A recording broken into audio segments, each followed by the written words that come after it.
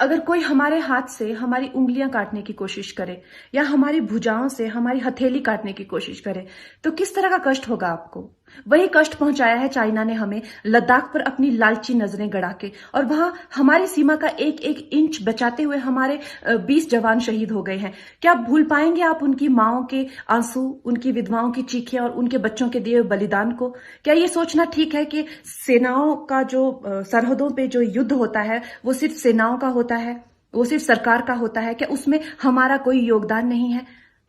क्या हम भूल गए वो वक्त जब महात्मा गांधी जी ने कहा था अगर अंग्रेजों की रीढ़ तोड़नी है भारत में तो उनके बनाए हुए हर उत्पादन का बहिष्कार करना पड़ेगा।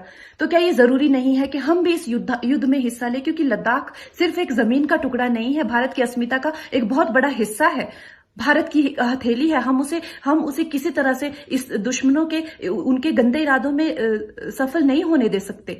तो क्या हम लोगों को इसमें हिस्सा नहीं लेना चाहिए कि जो चाइनीज जितनी भी गुड्स हैं, जितने भी उनके प्रोडक्ट्स हैं, जिन भी कंपनीज में उन्होंने इन्वेस्ट किया हुआ है, उनसे उनको रिटर्न्स आते हैं, रेवेन्यूज आते हैं, ऑर्गेनाइजेशंस हैं, उन सब का बहिष्कार करें ताकि वो उस संपत्ति से जो यहां से इंडिया से इकट्ठी करके जाते हैं उस संपत्ति से हथियार खरीद के हमारे सैनिकों के सीने छन्नी करते हैं। तो क्या हम इस युद्ध में हम चाइना का साथ दे सकते हैं? आप बताइए।